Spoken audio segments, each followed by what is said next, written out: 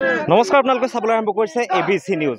সমগ্ৰ ৰাজ্যত ইতিমধ্যে চলি থকা যি সংস্থাপনবিহীন উচ্ছেদ তাৰ বিৰোধিতা কৰি আমছুৱে বিভিন্ন সময়ত আন্দোলন গঢ়ি তুলিছে আৰু তাৰ অংশ হিচাপে আজি সদৌ অসম সংখ্যালঘু ছাত্ৰ ইউনিয়ন আমছুৱে সমগ্ৰ অসমৰ প্ৰতিখন জিলাতে তেওঁলোকে দুঘণ্টীয়া অৱস্থান ধৰ্মঘট কাৰ্যসূচী গ্ৰহণ কৰিছে আৰু তাৰ অংশ হিচাপে বাক্সা জিলাৰ শালবাৰী মহকুমাতো আজি বাক্সা জিলা সমিতিয়ে আমছুৰ ফালৰ পৰা এক প্ৰতিবাদী কাৰ্যসূচী ইয়াত অৱস্থান ধৰ্মঘট তেওঁলোকে কৰিছে। মই এই মুহূৰ্তত ভিডিঅ' জাৰ্ণালিষ্টক সামগ্ৰিক পৰিৱেশ দেখুৱাবলৈ অনুৰোধ কৰাম। ইতিমধ্যে বাক্সা জিলা সমিতিৰ বিভিন্ন আঞ্চলিকৰ পৰা যিসকল আমছু কৰ্মী আছে তেওঁলোকে আহি পেলাই ইয়াত উপস্থিত হৈছে আৰু তেওঁলোকে কেইবাটাও দাবী লৈ পেলাই ইয়াতে আন্দোলন কৰিছে। তেওঁলোকে উচ্ছেদৰ পূৰ্বে সংস্থাপন কৰা মহিলাৰ অধিকাৰ সুৰক্ষিত কৰা, শিশুৰ অধিকাৰ সুৰক্ষিত কৰা বা ভূমিহীন লোকক ভূমি প্ৰদান কৰা আদি বিভিন্ন দাবীৰে তেওঁলোকে আন্দোলন কৰি আছে।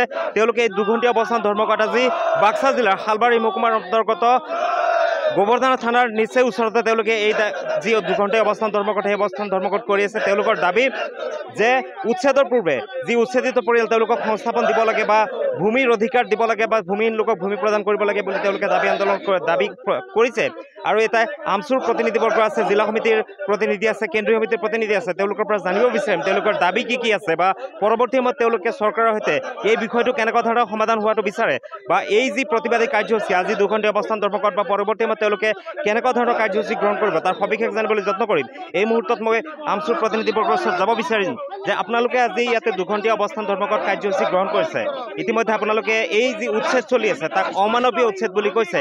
গতিকে এই সমগ্ৰ বিষয়টো আচলতে আপোনালোকে কেনেকুৱা ধৰণৰ সমাধান হোৱাটো বিচাৰিছে বা আপোনালোকৰ এই আন্দোলনৰ বিষয়ে আজি কি ক'ব? চাওক, এই অসমত যেতিয়াই বিজেপি চৰকাৰ আহিছে, বিজেপি চৰকাৰ অহাৰ পিছৰে পৰা এটাৰ পিছত এটাকৈ সংখ্যালঘু মানুহক তেওঁলোকে টাৰ্গেট কৰি লৈছে। কেতিয়াবা যদি বিদেশীৰ নামত সংখ্যালঘুসকলক টাৰ্গেট কৰিছে, কেতিয়াবা উচ্ছেদৰ নামত টাৰ্গেট কৰিছে। আমি চৰকাৰক দাবী উত্থাপন কৰিছোঁ, আচলতে এইখন চৰকাৰ গণতান্ত্ৰিক দেশ এখনত এখন প্ৰকৃত ভাৰতীয় নাগৰিকৰ অন্ন বস্ত্ৰ আৰু বাসস্থানৰ যি অধিকাৰ সেই অধিকাৰ থাকিব লাগিব। আৰু যিসকল মানুহক উচ্ছেদ কৰি আছে গোৱালপাৰা, হাছিলা বিলত আৰু তাৰ সমান্তৰালকৈ অসমৰ বিভিন্ন প্ৰান্তত তেওঁলোকে উচ্ছেদ কৰি আছে। তেওঁলোক আচলতে ভাৰতীয় প্ৰকৃত ভাৰতীয় নাগৰিক হয় আৰু তেওঁলোকে গৰাখহনীয়া পীড়িত নাগৰিক, যাৰ কাৰণে নেকি তেওঁলোকে চৰকাৰী মাটিত বসবাস কৰি আছে। যুগ যুগ ধৰি বসবাস কৰাৰ পিছতো তেওঁলোকে চৰকাৰী সা সুবিধা পোৱাৰ পিছতো তাত চৰকাৰী বিদ্যালয় থকাৰ পিছতো সেই মানুহসকলক দুদিন পূৰ্বে তেওঁলোকে নটিচ দি এই মানুহসকলক অমানৱীয়ভাৱে হৃদয়হীনভাৱে এই হিমন্ত বিশ্ব শৰ্মা ডাঙৰীয়াৰ চৰকাৰখনে অমানৱীয়ভাৱে উচ্ছেদ কৰি আছে। আৰু এই উচ্ছেদ কাৰ্যক আমি তীব্ৰ ভাষাৰে গৰিহণা দিছোঁ আৰু নিন্দা জনাইছোঁ। আমি আচলতে উচ্ছেদৰ বিৰোধী নহয়, আমি কৈছোঁ যিসকল মানুহ চৰকাৰী ভূমিত বসবাস কৰি আছে তেওঁলোকক পুনৰ সংস্থাপন দিয়ক, পুনৰ সংস্থাপন নিদিয়াকৈ যাতে উচ্ছেদ কাৰ্য চলোৱা নহয় আমি দাবী উত্থাপন কৰিছোঁ। আৰু আজিৰ এই প্ৰতিবাদীস্থলীৰ পৰা আমি অসমৰ মাননীয় মুখ্যমন্ত্ৰী মহোদয়ক স্মাৰক পত্ৰ প্ৰদান কৰিম আৰু আমাৰ যিসমূহ দাবী উত্থাপন কৰিম। আমাৰ দাবী যদি এইখন চৰকাৰে মানি নলয় তেতিয়াহ'লে সমগ্ৰ অসমৰ সমান্তৰালকৈ দিল্লীতো বৃহৎ গণতান্ত্ৰিক আন্দোলনৰ কাৰ্যসূচী আমছে হাতত ল'ব আৰু এই সংক্ৰান্তত অসম চৰকাৰ তথা বিজেপি চৰকাৰে সাজু থকাৰ কাৰণে আমি আহ্বান জনাইছোঁ। ইতিমধ্যে আমছুৰ নেতৃত্ব উল্লেখ কৰিছে তেওঁলোকে আচলতে যি উচ্ছেদ সেই উচ্ছেদৰ তেওঁলোক বিৰোধ কৰা নাই। তেওঁলোকে আচলতে যি উচ্ছেদ চলাই আছে উচ্ছেদৰ পূৰ্বে যিসকল প্ৰকৃত ভাৰতীয় নাগৰিক, যিসকল ভূমিহীন নাগৰিক তেওঁলোকক আচলতে ভূমি প্ৰদান কৰাৰ কাৰণে তেওঁলোকে উল্লেখ কৰিছে। মই সামগ্ৰিক দৃশ্য দেখুৱাবলৈ অনুৰোধ জনাম যে ইতিমধ্যে তেওঁলোকে কৈছে যে যি উচ্ছেদ সেয়া অমানৱীয় উচ্ছেদ হোৱা বুলি তেওঁলোকে দাবী কৰিছে আৰু যে সাম্প্ৰদায়িক এক বাছি তেওঁলোকে উচ্ছেদ চলোৱা বুলি উল্লেখ কৰিছে আৰু পৰৱৰ্তী সময়ত তেওঁলোকে এই আন্দোলন আৰু অধিক তীব্ৰতৰ কৰি তুলিব বুলি উল্লেখ কৰিছে। জিলা সমিতিৰ সভাপতি শ্বাহাদত হুছেইন আছে, তেওঁৰ সৈতে মই জানিবলৈ চেষ্টা কৰিম যে ইতিমধ্যে চৰকাৰে যেনেকুৱা ধৰণে উচ্ছেদ চলাই আছে, আজি আপোনালোকে ইয়াতে দুঘণ্টীয়া অৱস্থান ধৰ্মঘট কৰি আছে, পৰৱৰ্তী সময়ত আপোনালোকে আচলতে সমগ্ৰ বিষয়টো চৰকাৰৰ ওচৰত কি দাবী কৰিব বা আপোনালোকে এই আন্দোলন পৰৱৰ্তী সময়ত কি পৰ্যায়লৈকে লৈ যাব? আপোনাৰ যোগেদি আটাইতকৈ স্পষ্ট কওঁ, আমি উচ্ছেদৰ বিৰোধী নহয়, কিন্তু অসম চৰকাৰে যি অমানৱীয় উচ্ছেদ কাৰ্য চলাই আছে এইটো আমি তীব্ৰ ভাষাৰে বিৰোধী।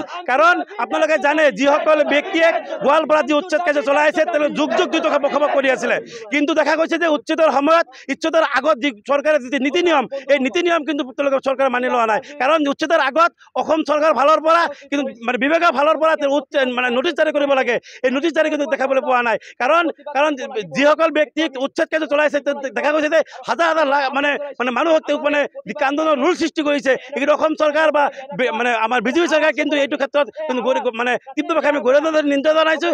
এটা কথা স্পষ্ট যে আমি কেতিয়াও উচ্ছেদ বিৰোধী নহয়। যিসকল ব্যক্তি ভূমিহীন ব্যক্তিক তেওঁলোকৰ কাৰণে মানে মাটি পাত্তা দি উচ্ছেদ কৰিব লাগিব, যে অন্যথাই কিন্তু আমি তীব্ৰভাৱে মানে আন্দোলন কাৰ্য ৰূপায়ণ কৰি যাম। কাৰণ আজি গোটেই অসম জুৰি যি অৱস্থাত কাৰ্য ৰূপায়ণ কৰিছে, পৰৱৰ্তী কাৰ্যসূচী গোটেই অসম জুৰি ভয়ানক আন্দোলন কাৰ্য ৰূপায়ণ কৰা হ'ব।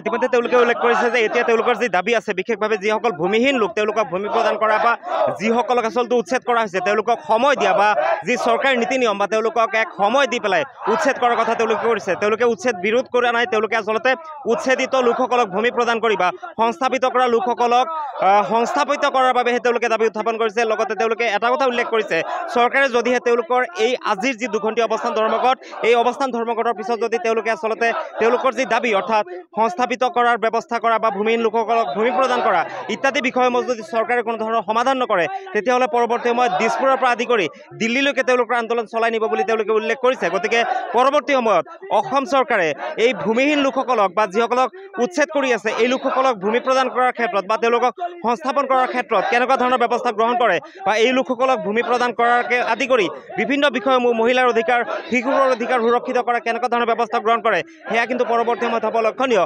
আৰু আমচুৰ দাবী যদি মানি নলয়, তেতিয়াহ'লে আমচুৱে পৰৱৰ্তী সময়ত কেনেকুৱা ধৰণৰ কাৰ্যসূচী গ্ৰহণ কৰে বা পৰৱৰ্তী সময়ত আমচুৱে এই সমগ্ৰ বিষয়টোক লৈ পেলাই যি ৰাজপথৰ আন্দোলন লগতে ন্যায়ালয়ৰ যি দ্বাৰস্থ হোৱাৰ কথা তেওঁলোকে উল্লেখ কৰিছে। গতিকে এই সমগ্ৰ বিষয়টো কি পৰ্যায়লৈকে লৈ যায় সেয়া আমি পৰৱৰ্তী সময়ত দেখুৱাবলৈ যত্ন কৰিম।